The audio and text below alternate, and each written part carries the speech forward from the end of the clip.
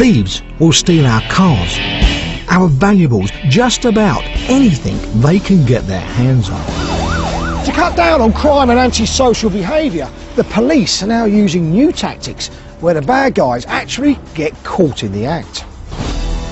They're launching covert operations. Keep pretending you're talking on the phone for a bit longer, okay, mate? And setting clever traps. The laptop he's about to steal is equipped with a tracking device that deliver unsuspecting crooks go right into their hands. And there are also ways that we, the public and local businesses, can fight back with some tricks of our own. I'm not going to sit back and let them do this. We've caught you and we're sending you down. So anyone who's up to no good had better think twice. They might just get caught red-handed.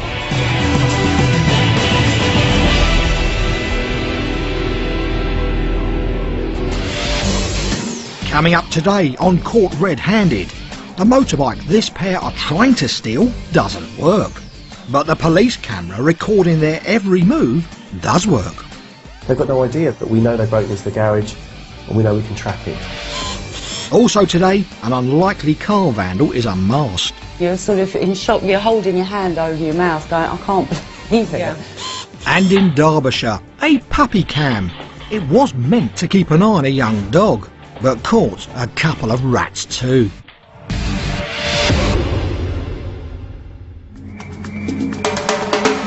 But first, a police operation in the West Midlands that's targeting drug abuse and antisocial behaviour. All over the country, there's a problem with large gatherings of youths hanging around particular areas of town centres, council estates and shopping precincts. It can frighten off people going around their normal business. Gangs and more serious crime can take a hold, and at worst, they can become no-go areas.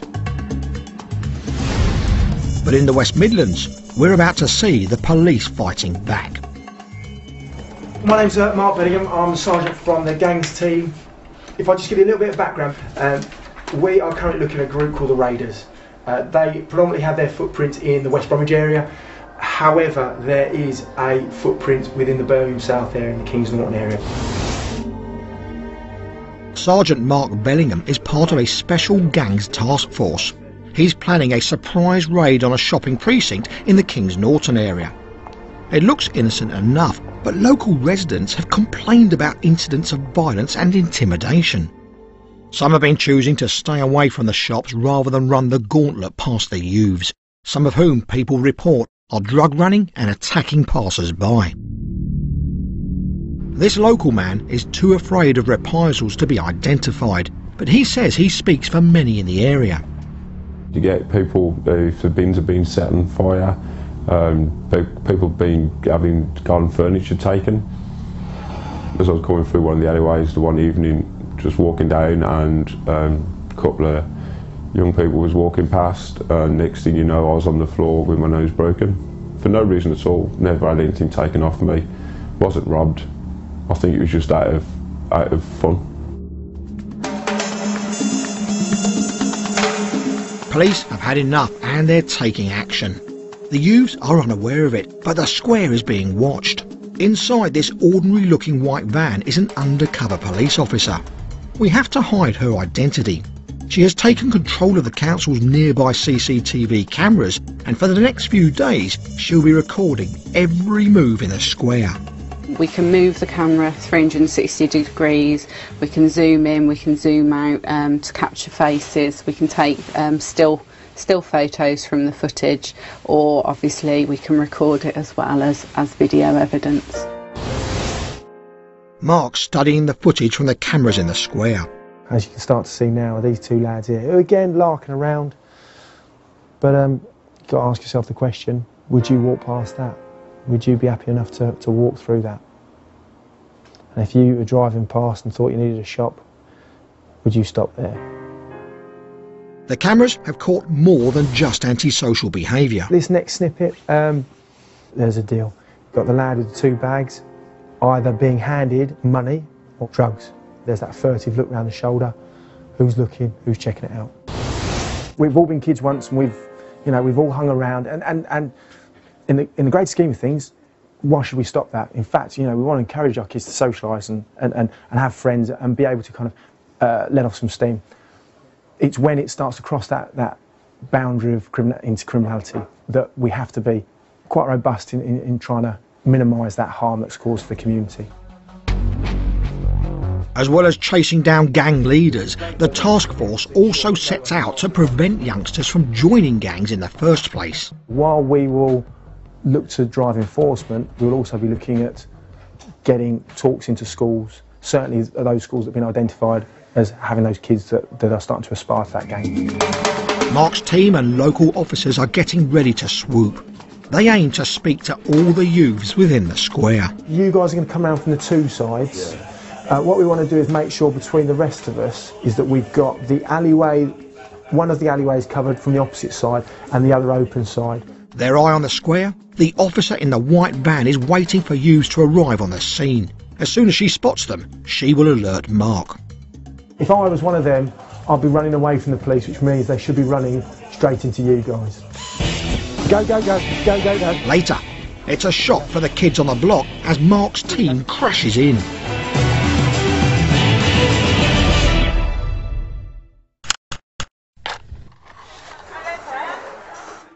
We may spend a lot of time and money securing our houses, but we often overlook our sheds and garages. Go into your garage and look at the items in there and add it all up. I've got my lawnmower, I've got my petrol strimmer, my petrol hedge cutter. It'll be really surprising to see how valuable your items are. And yet, most of us have only got a flimsy padlock, if that, to safeguard our valuable possessions. One man in Gateshead knows all about what it's like to suffer at the hands of garage raiders. When Leon Thompson came to buying his first home, he admits it wasn't particularly the location that attracted him. When I viewed the house, I seen there was graffiti on the outside, so I knew it wasn't the best place. But this was the biggest house I could afford for the money I had at the time. Right from the kick-off, there was trouble. I had a housewarming party, and there was some lads, probably 8 to 10 of them, walking past the house. They wanted to be in for the party. My mates told them to jog on. They weren't happy with that, so they ended up battering me friend in, and he ended up losing a tooth out of it.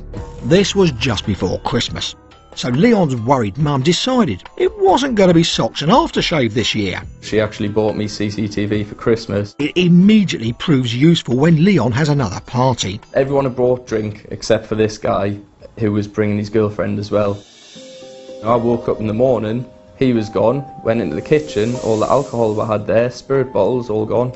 Leon checks the footage from his new camera. Sure enough, him and his girlfriend, there's them walking out the house, hands full, all the bottles they could carry, going into the car and then driving home. Leon decides to shame the booze burglars publicly by putting the film up on the internet. So everyone could see what he was getting up to. I've seen the guy since, we don't really get on that well. But the worst theft was about to come. Luckily, Leon's garage cam is rolling.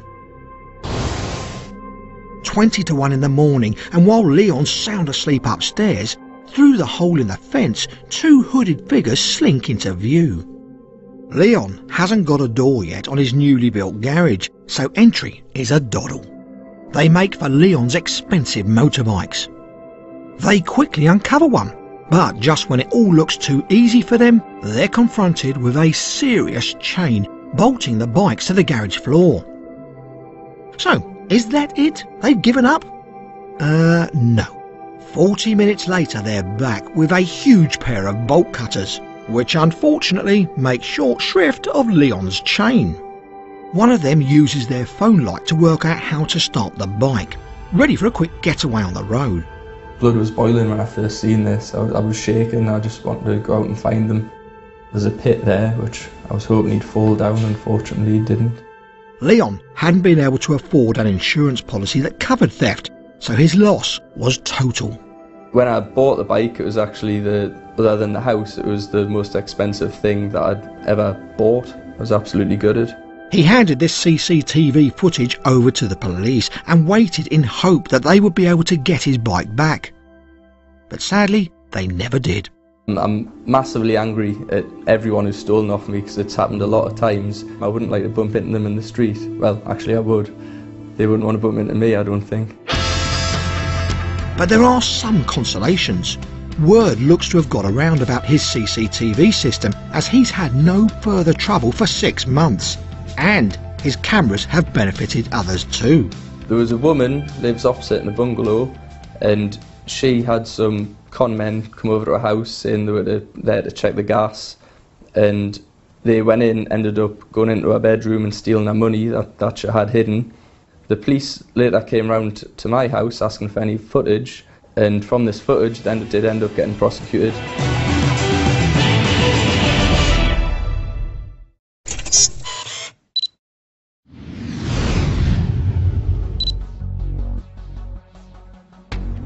To help prevent garage thefts like Leon's, down in East Sussex, Inspector Paul Phelps is trying out a new way of catching thieves by luring them in.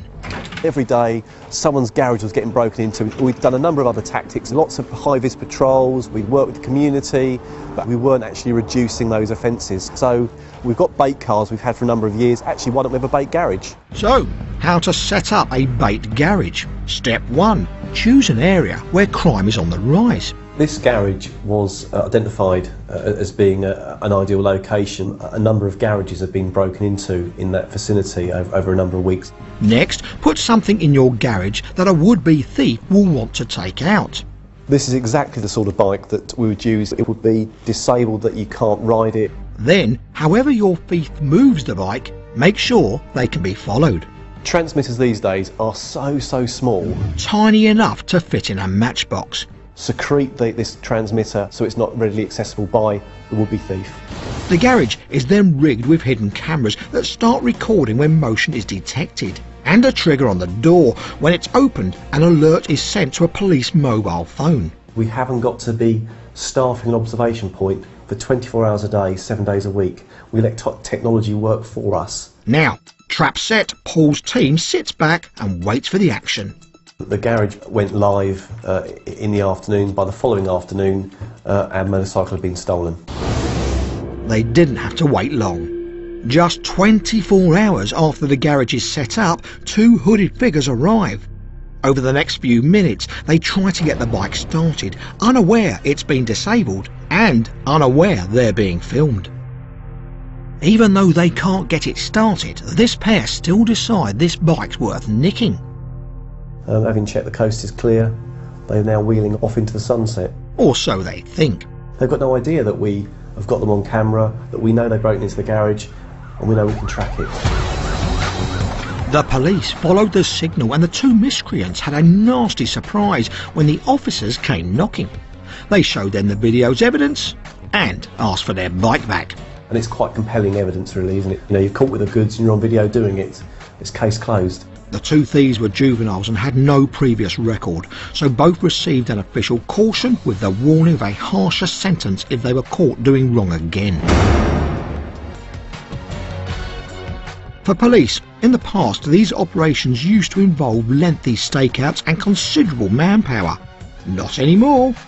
We can run 10, 15 bait operations at the same time because actually technology does all the work for us. And it's not just bait garages thieves have to look out for. We've gone to bait bicycles, you know, bait beach huts, you know, bait caravans. We are everywhere. We are doing this on a daily basis.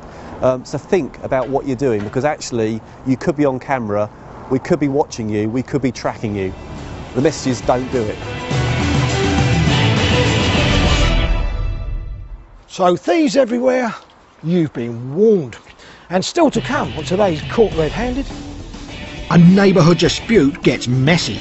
She's got a cup of flour and just thrown it all over my car, and then with what was left in the cup, she's thrown it on my neighbour's car as well. And also a farmer, a tractor and a hold-up.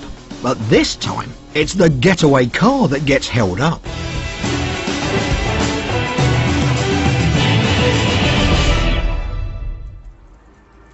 We see a lot of CCTV cameras around these days, but not everybody's using them to guard against crime. Some people have them to keep an eye on their pets, but even those can catch a thief.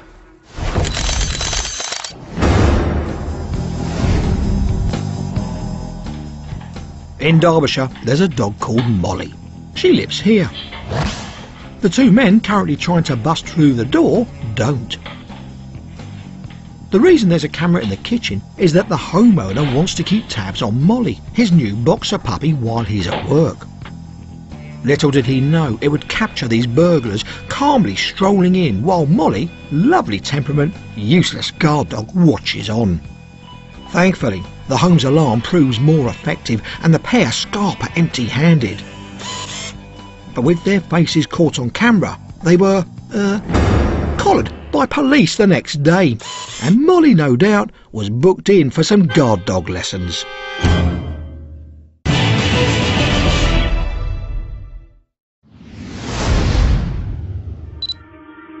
Back to Kings Norton, West Midlands, where the police are using CCTV cameras in a bid to clear a shopping precinct of drugs and antisocial behaviour. With its many cameras, Britain is sometimes dubbed a surveillance society. But in the eyes of the police, they're there not to watch us, but to watch out for us. Antisocial behaviour and groups of youths hanging around in the streets can really frighten people. We use CCTV as a preventative and a reassurance tool, but it does actually help us in combating antisocial behaviour and bringing offenders to justice. Gangs of youths, some of whom are linked to drug dealing in this square, are about to get a wake-up call. Sergeant Mark Bellingham and his gang's task force team are preparing to swoop down on the square. They'll make arrests if they find drugs, but the raid is also designed to send a strong message to the youths that antisocial behaviour won't be tolerated and the police are on their case. An undercover officer has been watching the square closely and will let Mark's team know when a number of youth have gathered on the square. We're looking for specific people to be in the location, specific activity as well, and then we will make the call to Mark to go ahead with the operation. Once you're in there, same plan as before. I'll give you a ring once we're stopped short and you can say, yeah, go, go. Mark's unit, along with local officers, make up the strike team of 15. The plan is to approach the square rapidly on all sides and surround the youths. We're starting to hit prime time now, so probably from 4 o'clock onwards will be playtime. There's a couple of youngsters the team are particularly interested to meet. I've actually just seen them walking down one of the walkways headed towards the square. What direction were they going in? We are pretty much ready to go, so we'll be striking in the next 5-10 minutes. 2 undercover officers have gone ahead. They're already in one of the shops. OK, mate, well, I'll tell you what, we're on our way. Keep pretending you're talking on the phone for a bit longer, OK, mate? We'll do when we're in position. Didn't the phone call give it away who they were? No, well, we've worked on some fairly basic code that the flooring people are on their way. They make the short journey to the square.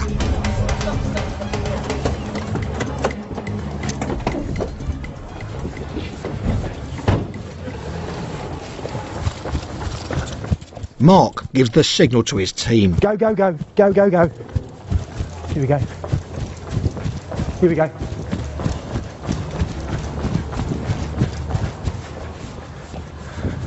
All right there, chaps. How you doing, you all right? Chaps, you're going to wait with us. We're going to be doing drug searches with you guys, okay? So you guys can be staying with us. Drug search? Have you got anything on you shouldn't have? No. Okay, that's great. Can I ask you? Yeah? Everything you got in your pockets, just start getting it out now for us. Okay. That's great. Anything else? Just give us your key, sunshine. No one escapes. They are all searched. Okay. I'm going to give you all the reasons why you're getting searched, okay? Basically, the area is known for having quite a bit of drugs around the place. You know the place. You know what the score is, don't you? And because we've had continuing reports about drug usage, drug dealing, all that kind of stuff, that's why we're all here and we're all going to do a search of the place, okay? The youngsters now know the police are taking illegal activities on the square seriously. Well, we've got to work out, I'm going to sort out in a minute, that we might have to do strip searches. The police will be watching to stop the area becoming a focus for antisocial behaviour and drug taking. It's because people are saying and moaning and complaining about the kind of drugs around the area. It's going to bring more attention and bring more attention from us. So today If we keep getting reports of it, there's just going to be more of us around, and we'll keep stopping and we'll keep searching. And at some point, if you've got something on you, you're going to get locked up. Since this raid on the square, West Midlands Police have made 8 arrests, 4 of them for dealing. Ultimately, they run the risk of getting locked up. They run the risk of going to prison. And then it's very difficult to turn back that clock and go down a different path.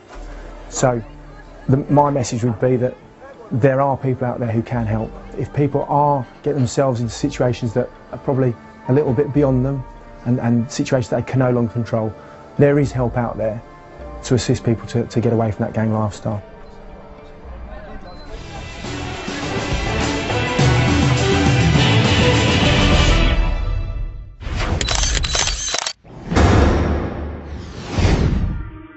There are lots of examples on the internet of ordinary people catching criminals red-handed.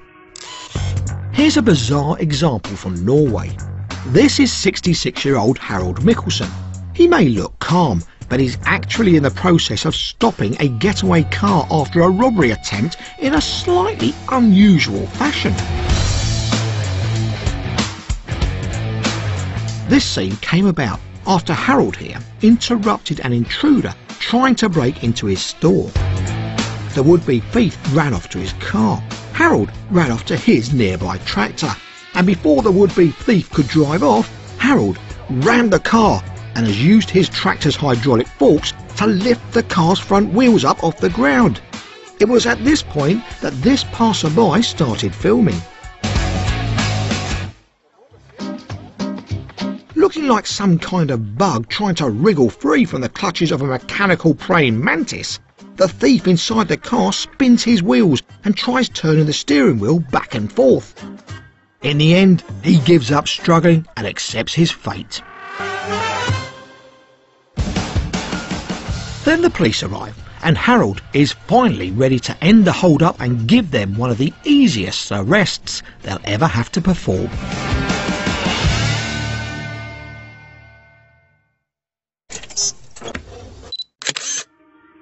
Most crimes are committed by young people aged 16 to 25, but there are offenders of all ages, even pensioners.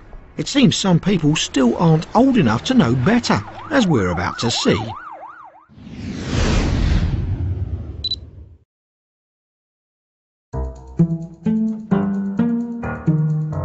This street in Hoddesdon, Hertfordshire may look quiet now, but an argument over this piece of land led to the neighbourhood turning nasty. On the CCTV, I was absolutely shocked.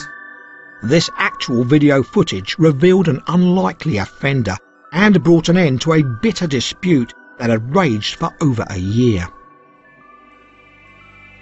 Absolutely beautiful. That's it.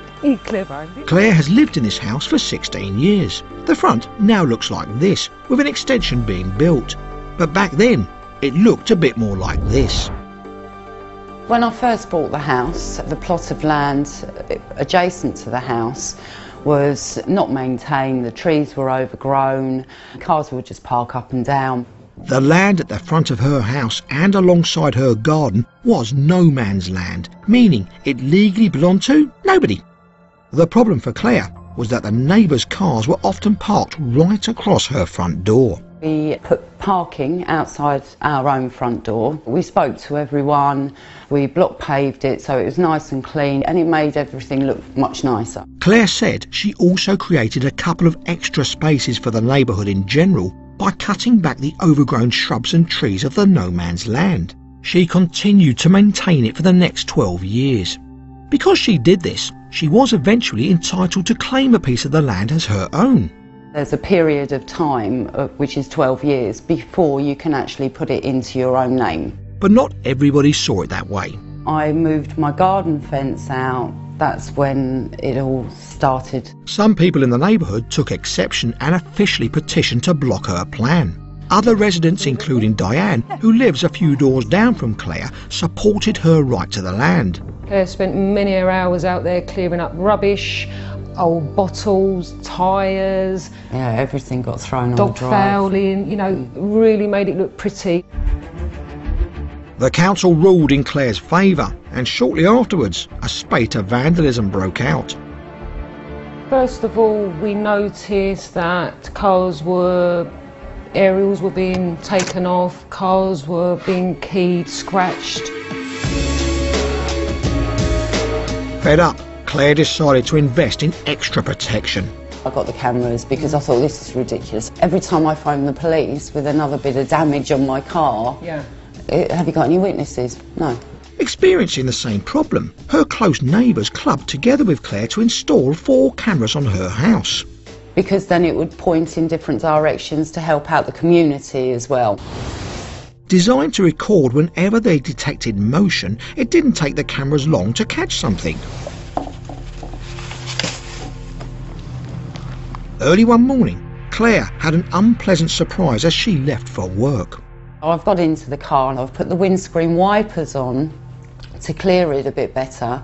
It started going a bit gloopy, so I realised it wasn't just ice. Parked up in the car park at the high street, and as I came out of the car I turned around to have a look at the bonnet and it was smothered in white gunk. Claire couldn't leave work, so she asked if Diane could let herself in with a spare key and take a look at the CCTV footage to see what had gone on. This is what she saw. A hooded, cigarette-smoking figure throws what seems like white powder over Claire's car and then another neighbour's before strolling off.